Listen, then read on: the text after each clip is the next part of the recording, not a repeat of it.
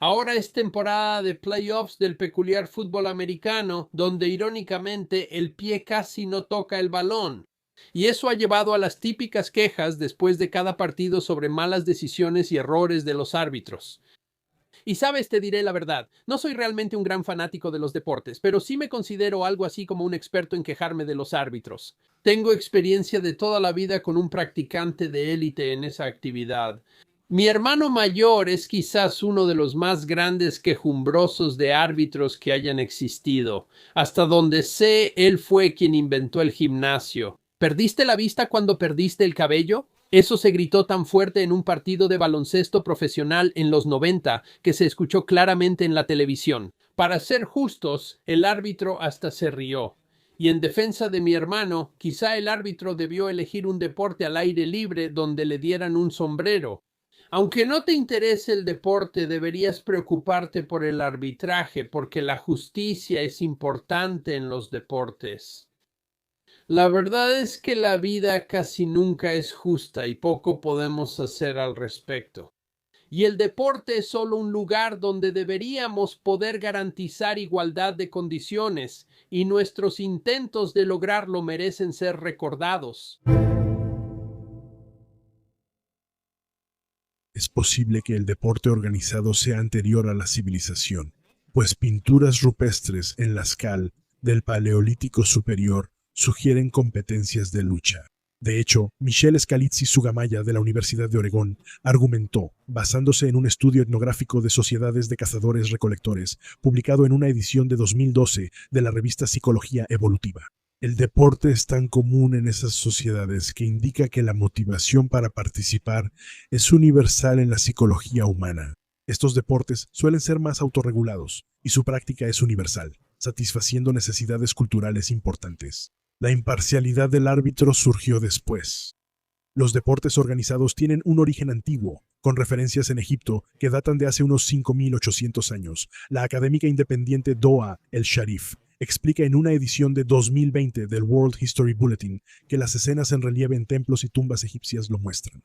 Desde el período predinástico ya se practicaban deportes como caza, pesca, boxeo, jabalina, lucha, gimnasia, levantamiento de pesas y remo. En los deportes de equipo que incluían versiones de hockey y tira y afloja, estos deportes aparentemente ya habían desarrollado reglas y por lo tanto árbitros, escribe Sharif. Hace miles de años, los antiguos egipcios establecieron las reglas básicas para los juegos competitivos. Eligieron árbitros neutrales, uniformes para cada equipo en juegos multijugador, y celebraban a los ganadores vistiéndolos con diferentes collares. Los antiguos griegos también tenían árbitros, llamados Heleno Daikai, en los Juegos Olímpicos. Se cree que surgieron en 776 a.C. y el término significa jueces de los griegos en la antigua Roma. Los juegos de gladiadores eran arbitrados por antiguos gladiadores que habían ganado su libertad gracias a su éxito en la arena. Simbolizaba su libertad que recibieran una espada de madera llamada rudus.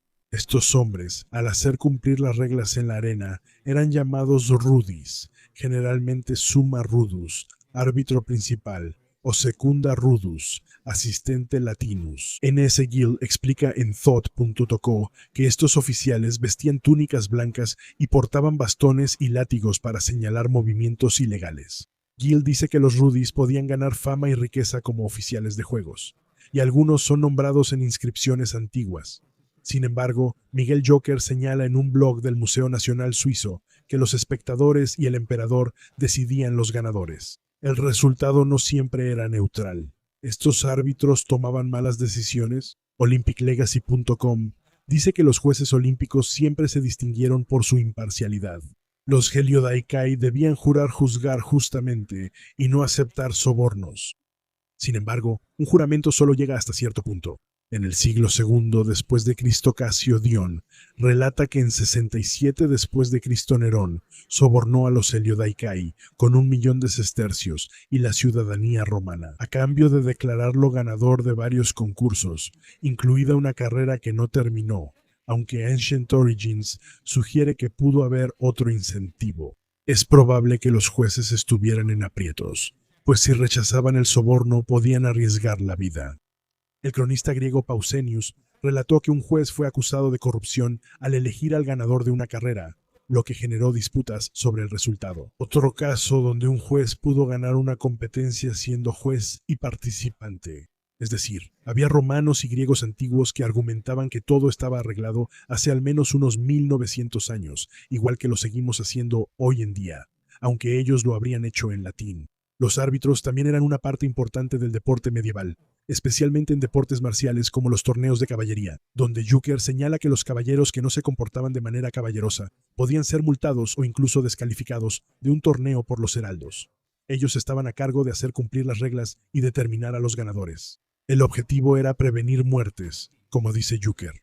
Además, la iglesia prohibía este combate y podía negar entierro cristiano a quienes murieran. Escribe que casi no hay registros medievales que llamen parciales o corruptos a árbitros o jueces, ni los consideren indignos de confianza. Hubo algunos, como en un relato de un torneo de 6 días en Chauvincy, Francia, en 1285, Jacques Bretel describe a los heraldos encargados de hacer cumplir las reglas como si graznaran como una bandada de cuervos, y escribe que ni siquiera el rey Herodes bíblico, la personificación de la avaricia, era una centésima parte de codicioso comparado con un heraldo, dispuestos a aprovechar todo, maldiciendo a todos, buscando beneficios sin dar nada, llenos de mentiras y pomposidad, concluye Juker. Aun con poca investigación y pruebas, es seguro asumir que, en la Edad Media, los árbitros también eran humanos y podían ser influenciados hasta cierto punto. La idea de un árbitro se puede ver en el término umpire, que fue acuñado por primera vez a finales de la Edad Media. Según Etymology Online, el término proviene del antiguo francés non per, que significa un número impar. Ni siquiera para que una tercera persona arbitre entre dos. Pero hay un significado especial ahí, ya que el término literalmente significa no igual, lo que sugiere a un tomador de decisiones que está por encima de los demás. El término se usó primero en procedimientos legales. Su uso en juegos no se registró hasta 1714, según Etymology Online. El juez, siendo no igual, podría ser literal. Los monarcas actuaban como jueces, parte de los derechos divinos de los reyes, y esto, sin embargo, podría resultar en un conflicto de intereses. En 1026, el rey Canuto el Grande hizo un movimiento ilegal en ajedrez, y como árbitro cambió la regla a su favor. Cuando el conde Ulf protestó, Canuto lo mandó matar. Juker argumenta, con más regulación en los deportes, aumentó la importancia de un árbitro imparcial. En su publicación de 1581 se examinan posiciones en las que estas circunstancias primitivas son analizadas, las cuales son necesarias para la formación de los niños. El educador inglés Ricardo Mulcaster argumentó tanto a favor de reglas más definidas para el juego de fútbol, un término que quizá él acuñó y que nosotros, los estadounidenses, por supuesto, llamamos soccer. Pero ¿para qué un árbitro? Si hay alguien presente que pueda juzgar el juego y tenga autoridad en el lugar. Sé que esos inconvenientes han sido y serán corregidos levemente. No, ellos nunca se entrometerán en el asunto, ni habrá queja donde no hay motivo. Si leyera un blog deportivo actual, quizá cambiaría su idea de que un árbitro evita las quejas. Existe poca evidencia de que su petición de árbitros en el siglo XVI fuera atendida de inmediato. Juker menciona que las reglas del fútbol surgieron en Suiza en 1863 y el árbitro se incorporó en 1874. 4 años después, escribe, al árbitro se le dio un silbato. Mike Higgins, de la Universidad de Cumbria, escribió en 2023 en el International Journal of the History of Sport que los árbitros se usan en deportes como el pugilismo desde inicios del siglo XIX, tras la introducción de las reglas de Queensbury. Más tarde en el siglo, se dio mayor énfasis a nombrar árbitros amateurs experimentados con el surgimiento del fútbol y rugby modernos. Repitieron las etapas, acuerdo de ambos equipos, un juez por lado y un árbitro neutral cuando las autoridades nacionales le dieron poder. Finalmente, 2 jueces pasaron a ser jueces de línea en Londres. Las sociedades de árbitros de fútbol, asociación y rugby se fundaron en 1893. Durante el siglo XIX surgieron organizaciones deportivas que establecieron autoridad y reglas, aunque persistieron controversias. En 1896, el campeonato de boxeo de peso pesado entre Bob Fitzsimmons y Tom Sharkey fue polémico por la decisión del árbitro a favor de Sharkey. Luego de que Fitzsimmons lo derribó, el árbitro decidió polémicamente que había golpeado a Sharkey bajo el cinturón, violando las reglas de Queensbury. La multitud estaba disgustada y acusó al árbitro de ser corrupto. El resultado sorprendió, pues los promotores eligieron al famoso alguacil Wyatt Earp como árbitro, esperando que su reputación evitara escándalos. El fútbol, el tipo europeo, es un juego donde los árbitros pueden tener un impacto significativo en el partido. El deporte profesional ha enfrentado escándalos por supuestos sobornos o amenazas a árbitros. El año pasado, la Federación Turca de Fútbol reveló que en una investigación de 5 años hallaron que 371 de 571 oficiales tenían cuentas de apuestas y 152 apostaban activamente. Es el más reciente de muchos escándalos de amaño de partidos por árbitros, aunque el deporte también sufre malas decisiones. Ejemplos notables son árbitros que no ven goles o pases con la mano, cuestionando si el juego es realmente fútbol. Partidos clave han cambiado por decisiones de goles claramente erróneas. Algunos críticos cuestionan cómo se designan los árbitros, citando al periodista Juan Doyle en El Mundo en 2014. La FIFA prefiere un grupo representativo de árbitros en vez de solo los de élite mundial.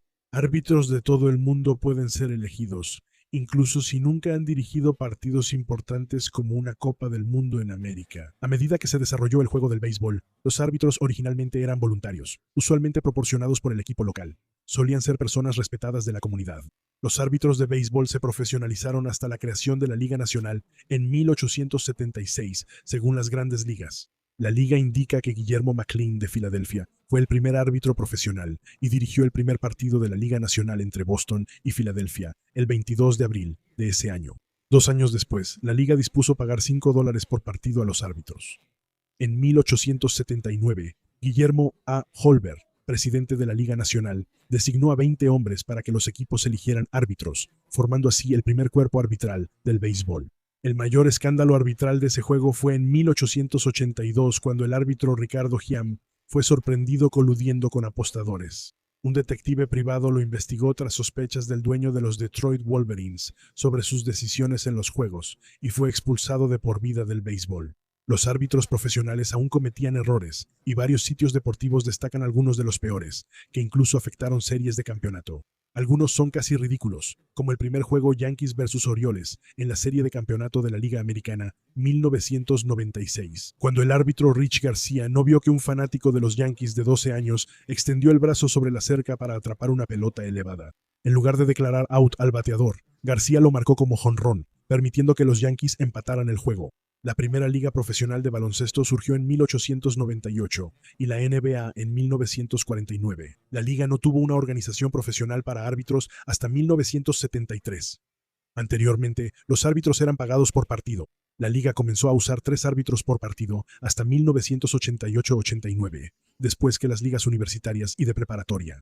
A pesar de 3 árbitros, incluso en partidos de campeonato, hubo decisiones dudosas o jugadas no marcadas. En 2007, la liga fue sacudida al revelarse que el árbitro Tim Donaghy apostaba y manipulaba partidos que él dirigía. Donaghy fue sentenciado a 15 meses de prisión, tras cumplir su condena en 2003-4 y 2006-7. Después fue árbitro de lucha libre profesional, lo que dice mucho de ese deporte. La Liga Nacional de Fútbol Americano lo menciona en su sitio web. La poca capacitación, mal equipo y escasa supervisión de los oficiales causaron los juegos lentos, de bajo puntaje y rudos de la NFL en sus inicios. La liga asignó oficiales a puestos específicos en 1938 y luego adoptó un equipo arbitral de 7 personas. Aunque la liga ha evitado los grandes escándalos de soborno de árbitros que han sacudido a otros deportes profesionales, la liga sufre problemas de consistencia. La liga revisa semanalmente y asegura que sus oficiales aciertan el 98.9% de las veces. Esa percepción claramente no es compartida por los aficionados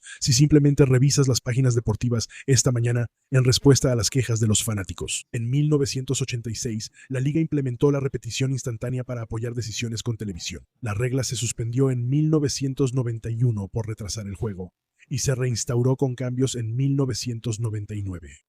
Los escándalos de árbitros no solo ocurren en el deporte profesional, también han pasado en los Juegos Olímpicos de 1920, como en la final de fútbol. Sí, estadounidenses, a eso se refiere. El partido de fútbol concluyó cuando Checoslovaquia abandonó la cancha en protesta por una decisión arbitral que favoreció a Bélgica en 1972. Un mal manejo del reloj por los árbitros hizo que los últimos 3 segundos de la final de baloncesto se repitieran 3 veces, provocando una polémica victoria de la Unión Soviética por un punto sobre Estados Unidos. En 2016, la autoridad del boxeo amateur reconoció graves errores de los oficiales en un escándalo de amaño en los Juegos Olímpicos de Río. Una investigación independiente halló problemas sistemáticos, pero los resultados siguen vigentes. La organización fue excluida de los Juegos de 2020 y desde entonces se ha reformado. Las nuevas tecnologías modificaron el arbitraje. La photo finish se usó por primera vez en una carrera de caballos en 1881. Desde entonces, numerosos deportes han desarrollado sistemas de revisión utilizando televisión, foto y asistentes por computadora, incluyendo el cómicamente llamado Sneakometer o Sneako del cricket. Usa micrófonos sensibles y osciloscopios para detectar el sonido de la pelota al golpear bate, guante o protección. Desde la temporada 2026, las grandes ligas de béisbol usarán por completo el sistema automatizado de bolas y strikes, ABS. Los aficionados han causado más que charlas sobre el arbitraje, incluyendo disturbios y violencia tras decisiones polémicas de oficiales deportivos. Un disturbio en Sydney por una decisión en un partido de cricket contra Inglaterra en 1879 brevemente sacó al bandido Bush, Ned Kelly, de los titulares. En 1963, tras un accidente a mitad de carrera, los aficionados a las carreras de trotones en Long Island se amotinaron, atacaron la cabina de jueces, pelearon con la policía y provocaron incendios. En 2001, cuando los árbitros revirtieron una decisión, los aficionados de los Cleveland Browns, en el estadio de Cleveland, comenzaron a lanzar botellas de cerveza de plástico al campo, obligando a los equipos a salir por seguridad. La prensa llamó Bottlegate al caótico evento. Disturbios tras un gol polémico en un partido de 2007 entre Catania y Palermo resultaron en la muerte de un oficial de policía en Italia. Árbitros han sufrido violencia e intimidaciones. Desde 2013, al menos 4 árbitros de fútbol han sido asesinados por aficionados o jugadores enojados. El abuso verbal hacia los oficiales ha aumentado en la era de Internet y se menciona como una de las principales razones del agotamiento profesional entre los árbitros en todos los niveles del deporte, lo que irónicamente lleva a un arbitraje menos experimentado. Aunque se cree que los árbitros favorecen al equipo local por la energía de la multitud, investigaciones recientes lo cuestionan.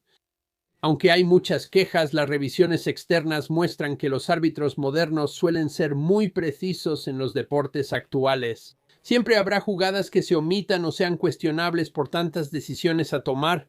No conozco a ningún fan de la NFL que crea que los árbitros siempre tienen razón, ni siquiera tras la revisión. El 99% del tiempo, caray. En un partido televisado de Acción de Gracias en 1998 entre los Steelers y los Lions, el árbitro incluso se equivocó en el volado. Si eres fanático de un equipo por mucho tiempo, seguro recuerdas algún partido donde una mala decisión arbitral perjudicó a tu equipo. Algunas de esas discusiones duran décadas, pero parte de la razón tiene que ver con la psicología de ser aficionado. Tendemos a estar muy involucrados con los equipos y eso significa que estamos sujetos a lo que los psicólogos llaman sesgo de confirmación. Lo que, en resumen, significa que sin importar quién seas, sin importar cuál sea tu equipo y sin importar el deporte, los árbitros siempre van a estar en contra de tu equipo. Dudo que añadir repeticiones fotográficas cambie esa percepción. Porque después de todo, ¿qué diversión tendría el deporte si no pudiéramos discutir sobre ello al día siguiente? Espero que hayas disfrutado este episodio de El Chico de la Historia. Si te gustó, dale like, suscríbete y compártelo con tus amigos. Si crees que la historia debe recordarse, apoya a El Chico de la Historia. Como miembro en YouTube, patrocinador en Locals o Patreon, también puedes visitar nuestra tienda o reservar un mensaje especial de El Chico de la Historia en Cameo.